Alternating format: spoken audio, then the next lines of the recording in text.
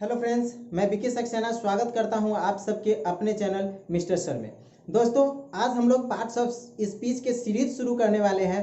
First यानी कि noun. आप लोग अगर पार्ट्स ऑफ स्पीच का वीडियोस नहीं देखे हैं तो उसका लिंक डिस्क्रिप्शन में है, जा करके पहले वो वीडियो देख लें। तो चलिए फ्रेंड्स, आज हम शुरू करने वाले हैं। हम लोग नाउन पढ़ने वाले हैं अच्छे से, और मैं आपको नाउन रटवाने वाला नहीं हूँ। ये नहीं कि मैंने नाउन प्रोनाउन ये सब जो भी है मैंने सबका डिफिनेशन लिख दिया और आपको रटना है, नहीं। मैं आपको समझाने वाला हूं कि नाउन होता क्या है, प्रोनाउन होता क्या है, proper noun, common noun, collective noun, material noun, ये सब है क्या।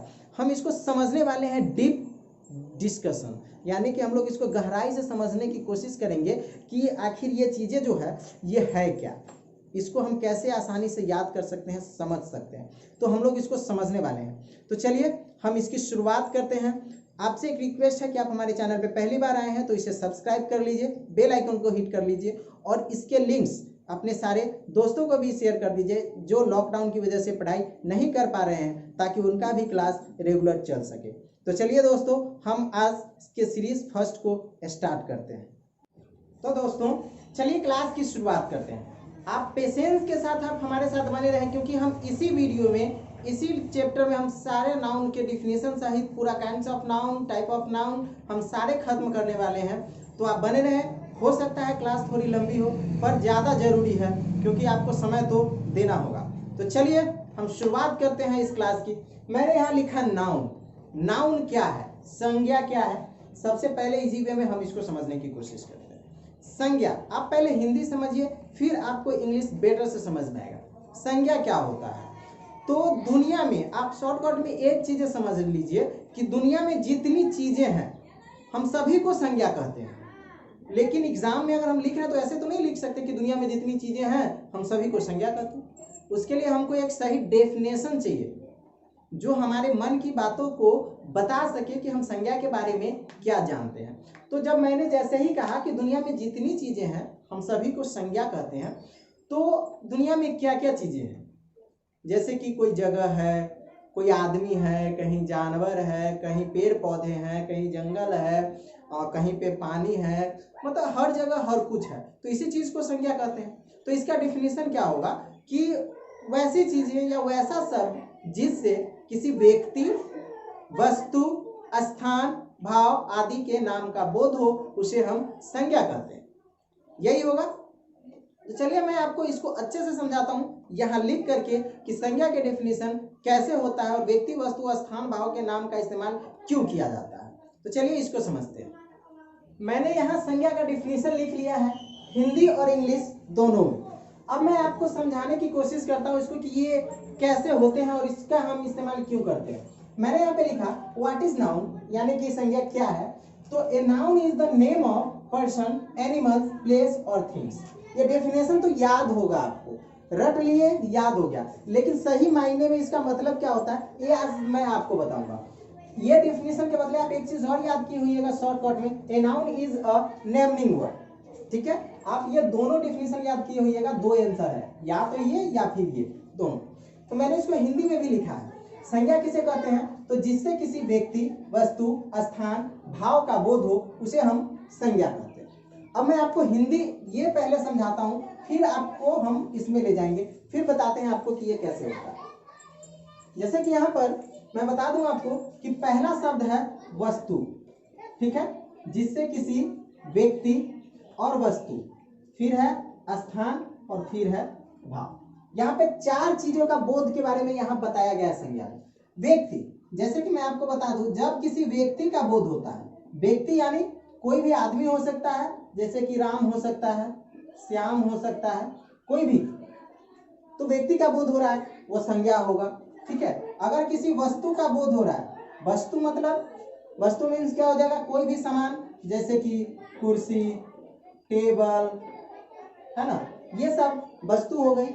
स्थान, स्थान क्या हो गया इसको समझिए। स्थान में जैसे हो गया पटना, दिल्ली, है ना, ये सब हो गया स्थान। उसके बाद क्या होता है भाव। भाव क्या है अब ये समझिए। भाव ये ज्यादा इंपॉर्टेंट है। भाव मतलब बाजार में सब्जी का भाव नहीं समझना है, इसका मतलब होता है किसी का फीलिंग, वैसी चीजें जिसे हम महसूस करते हैं, ठीक है, परंतु देख नहीं सकते। जैसे किसी की अच्छाई, बुराई, किसी का बुढ़ापा, इस चीज को हम क्या करते हैं, महसूस करते हैं, तो इसे हम भाव कहते हैं। ठीक है, जैसे कि हो गई किसी की अच्छाई या फिर बुराई, ये सब। तो आपको समझ गया होगा संज्ञा क्या होता है। अब इसको हम आपको इंग्लिश में इसका डिफिनेशन समझाते हैं। जैसे कि मैंने यहाँ लिखा, a noun is the name of person, animals, place और थिंग्स। ठीक है, यहाँ भी कुछ पॉइंट्स है, इसको देखिएगा जरा। यहाँ पे मैं तो इसको कर दूं, यहाँ पे है पर्सन, ठीक है, फिर है एनिमल्स, फिर है प्लेस और उसके बाद है थिंग्स। तो मैं बस अभी आपको एक ही बात बताऊंगा जिससे आपको ये समझ में आ जाएगा। पर्सन को हिंदी में व्यक्ति बोलते हैं, ठीक है, एनिमल को जानवर बोलते हैं, ठीक है, प्लेस को स्थान बोलते हैं और थिंग्स मतलब कोई वस्तु होती है। पर्सन यानी व्यक्ति, व्यक्ति किसी खास व्यक्ति, राम श्याम, ये सब हो गया। एनिमल्स यानी जानवर, कोई भी जानवर हो सकता है, वो भी संज्ञा के अंतर्गत आते हैं। प्लेस यानी स्थान, स्थान यानी पटना, दिल्ली, मुंबई, कुछ भी। उसके बाद थिंग्स में कोई भी वस्तु आ गई, जैसे टेबल, कुर्सी, डेस्क, बेंच, ये सब, तो ये थिंग्स होती है। तो आपको ये डेफिनेशन याद करना है, आपको नाउन समझ में आया। अब हम इसके टाइप्स के बारे में समझेंगे कि नाउन के कितने टाइप्स हैं और कौन कौन है। तो मैं आपको बता दूं, संज्ञा के 5 भेद है। हिंदी में तो आप जानते ही होंगे, व्यक्तिवाचक, जातिवाचक, समूहवाचक, द्रव्यवाचक, भाववाचक। इसी को हम इंग्लिश में डिफाइन करेंगे। इंग्लिश में होता है proper noun, common noun, collective noun, material noun and abstract noun. तो अब हम पहले इसको यहाँ पे लिख लेते हैं, फिर आपको एक एक करके सारे का डिफिनेशन समझाते हैं। मैंने यहाँ लिखा what the kinds of noun, यानी कि संज्ञा कितने प्रकार के होते हैं, इसके बारे में सीखना। जैसे कि हम तो दुनिया में जितनी चीजें होती है सबको संज्ञा कहते हैं, ये तो हम समझ गए, उसे नाउन कहते हैं। लेकिन दुनिया में जितनी चीजें हैं उसको समझने के लिए, उसको आसान भाषा में समझने के लिए हमको 5 पार्ट में डिवाइड कर दिया गया है, ताकि हमको अच्छे से संज्ञा की समझ हो सके। तो चलिए देखते हैं इसको क्या करा है। There are 5 kinds of noun, मैंने पांचों का यहाँ पे लिख लिया है, proper noun, common noun, collective noun, material noun and abstract noun. यहाँ पे देखिए, प्रॉपर नाउन को व्यक्तिवाचक संज्ञा कहा जाता है, कॉमन नाउन को जातिवाचक संज्ञा कहा जाता है, कलेक्टिव नाउन को समूहवाचक, मटेरियल नाउन को द्रव्यवाचक एंड एब्स्ट्रैक्ट नाउन को भाववाचक संज्ञा कहा जाता है। तो ये हुई इसकी डिफिनेशन, आप इसको याद कर ले, समझे। अब मैं आपको ये पांचों वर्ड यहां से मैं आपको ये डिफाइन करके बताने वाला हूं। इन पांचों को एक एक करके समझेंगे। Proper noun, common noun, collective noun और material noun and abstract noun की डिफिनेशन क्या होती है और इसको आसानी से हम कैसे याद कर सकते हैं और समझ सकते हैं। प्रॉपर नाउन क्या होता है इसको समझिए। जैसे कि प्रॉपर नाउन को हिंदी में हम बोलते हैं व्यक्तिवाचक संज्ञा। व्यक्ति यानी कि व्यक्तिवाचक संज्ञा हम उसे कहते हैं जिससे किसी खास व्यक्ति या समूह का बोध होता है। सॉरी, समूह नहीं, किसी खास व्यक्ति का। Only personal person, like that Ram, cow, Delhi, मैंने यहाँ लिखा।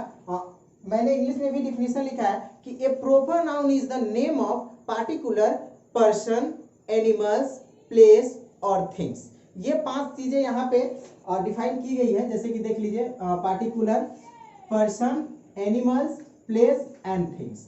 ये क्या है इसको हम समझने की कोशिश करते हैं। यानी कि वैसे सब जिससे खास पर्सन का बोध होता है। जैसे कि लिखे राम, राम तो एक ही है, हम सब जानते हैं राम। अगर कहेंगे राम इधर आइए तो क्या होगा, मैंने राम को बुलाया खास राम के लिए। एनिमल्स, एनिमल यानी कि काऊ, हम जानवर कई सारे होते हैं, टाइगर्स है, काउस है, बफेलो है, गोट्स है, लायन है, एलिफेंट्स है, कई सारे हैं। तो आप सिर्फ एक की नाम लेंगे काऊ तो हम समझ जाएंगे अच्छा काऊ, गाय के बारे में बात हो रही है, ठीक है। उसके बाद है प्लेस। प्लेस जैसे कि मैंने लिखा यहाँ दिल्ली। प्लेस मतलब जगह, स्थान। तो जब ये कहेंगे दिल्ली यानी कि हम समझ आएंगे कि हम लोग को दिल्ली के बारे में कुछ बात करनी है, दिल्ली जाना है या एनीथिंग, कुछ भी पर्सनल यहाँ पे दिल्ली की बातें हो रही है। उसके बाद हो गई थिंग्स। थिंग्स माने वस्तु, जैसे कि चेयर, टेबल, इट कुछ भी, एनीथिंग्स जो वस्तु होती है, जो सामान होती है। तो आई होप आप प्रॉपर नाउन को समझ गए होंगे कि what is proper noun. A proper noun is the name of particular person, animals, place और थिंग्स। आप इसको अच्छे से डिफाइन कर पाए होंगे। चलिए मैं अब आपको कॉमन नाउन की तरफ ले चलता हूं। तो अब इसको समझते हैं। कह रहा है what is common noun. Common noun is the name of common person, animals, place और थिंग्स। प्रॉपर नाउन की तरह ही है, बस थोड़ा सा डिफरेंस है। उसमें पार्टिकुलर होता है और इसमें कॉमन है। बस यही डिफरेंस है। अब मैं पार्टिकुलर और कॉमन में आपको अंतर समझा दूं। पार्टिकुलर मतलब होता है खास, और कॉमन मतलब होता है पूरी समुदाय। जैसे कि मैं आपको बता दूं, यहाँ पे पर्सन, एनिमल्स, प्लेस और थिंग्स में होता है, तो लिखा मैंने मैन। जब भी हम कहेंगे मैन आदमी, तो क्या होगा, सारे आदमी इसके अंतर्गत आते हैं। बोलेंगे गर्ल तो सारी लड़कियां, है ना। वाइल्ड एनिमल तो सारे जंगली जानवर, ऐसे करके विलेज ईटीसी कई सारी चीजें होती है। तो हम कॉमन नाउन उसको कहते हैं, आप हिंदी में इसको समझ सकते हैं कि जातिवाचक संज्ञा उसे कहते हैं जिससे पूरी जाति भर का बोध होता है। किसी भी चीज के पूरी जाति, पूरी कास्ट का बोध करवाता है। जैसे काव, पूरे गाय का बोध होता है ना, इस तरीके से। तो पूरी कास्ट, जिसमें पूरा कास्ट आ जाए, सभी आ जाए, उसको हम कॉमन नाउन कहते हैं। ठीक है, अब चलिए देखते हैं कलेक्टिव नाउन को। कलेक्टिव नाउन क्या होता है? A collective noun is refer to group of anything, यानी कि कलेक्टिव नाउन हम उसे कहते हैं जिससे पूरी जाति और समूह का बोध होता है। ठीक है, अब मैं आपको इसको थोड़ा अच्छे से समझाऊंगा क्योंकि ये थोड़ा सा कंफ्यूजिंग है। कलेक्टिव नाउन मतलब क्या होता है? समूहवाचक संज्ञा। समूह यानी कि कोई भी चीज जो ग्रुप में होता है उसको हम कलेक्टिव नाउन बोलते हैं। अब जैसे ग्रुप में आप कहेंगे कि सर बाजार, मार्केट में भी लोग ग्रुप में होते हैं, तो क्या वे कलेक्टिव नाउन होंगे? तो नहीं, वे कलेक्टिव नाउन नहीं होंगे, क्योंकि वहां लोग हैं, बहुत सारे लोग हैं, लेकिन सभी अपने अपने काम के लिए इकट्ठा हुए हैं। कोई भी एक काम के लिए इकट्ठा नहीं हुआ, सब अपने अपने काम के लिए इकट्ठे हुए हैं, इसीलिए वह कलेक्टिव नाउन नहीं होगा। कलेक्टिव नाउन वही होगा जो कई सारे लोग मिल करके एक ही काम को अंजाम देंगे। ठीक है, जैसे सैनिक, पूरा सैनिक मिलकर के क्या करते हैं? हमारे देश की हिफाजत करते हैं। ठीक है, तो वो हो गया कलेक्टिव नाउन। ठीक है, क्लासरूम में बच्चे एक साथ पढ़ के स्टडी कर रहे हैं, तो वो हो गया कलेक्टिव नाउन। ठीक है ना, तो वैसे चीजें जो है कलेक्टिव नाउन के अंतर्गत आता है। तो मैंने वही लिखा कि collective noun is the refer to group of anything like that, a bunch of grapes, soldier, etc. ठीक है, तो ये सारी चीजों को हम कलेक्टिव नाउन बोलते हैं। चलिए अब इसको देखते हैं, ये क्या है? व्हाट इज मटेरियल नाउन, यानी कि a material noun is the name of material substance. अब इसको समझिए, मटेरियल नाउन क्या होता है? मटेरियल यानी कि द्रव्यवाचक संज्ञा, हिंदी में द्रव्य, द्रव्य यानी लिक्विड। और आपको इसका सरल परिभाषा समझ लीजिए कि द्रव्यवाचक संज्ञा हम उसे कहते हैं जिसको हम गिन नहीं सकते हैं, सिर्फ नापते और तौलते हैं। जब क्लासरूम में ऐसी पढ़ाई होती है तो स्टूडेंट्स कहते हैं सर जैसे कि चावल हो गए, गेहूं हो गए, ये सब चीजें, जैसे कि बाल हो गए, तो ये चीजें सब भी मटेरियल नाउन होंगे। तो नहीं, ये चीजें मटेरियल नाउन नहीं होंगे, क्योंकि हम उसे गिन सकते हैं, वो काउंटेबल है। ठीक है, तो हम उसे गिन सकते हैं, इसीलिए वो उसको हम मटेरियल नाउन नहीं बोलेंगे। ठीक है, भले समय लगेगा, अगर बाल गिनना है तो इसमें समय लगेगा, लेकिन आप इसको काउंट कर सकते हैं। ठीक है, चावल के दाने हैं, उसमें समय लगेगा, लेकिन आप उसे गिन सकते हैं। तो ये मटेरियल नाउन नहीं होंगे।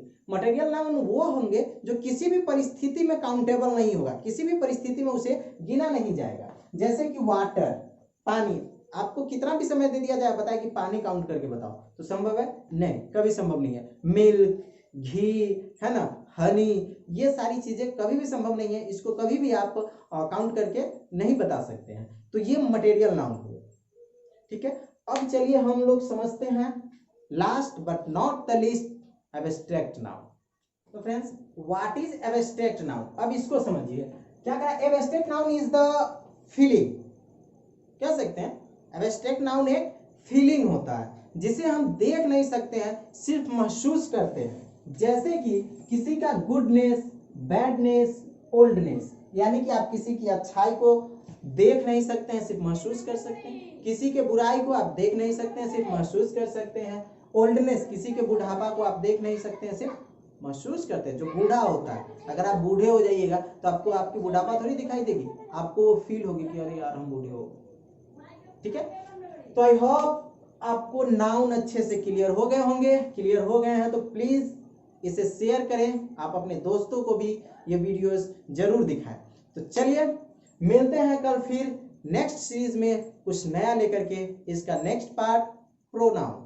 ठीक है फ्रेंड्स, तब तक के लिए bye, best of luck and thanks for the watching.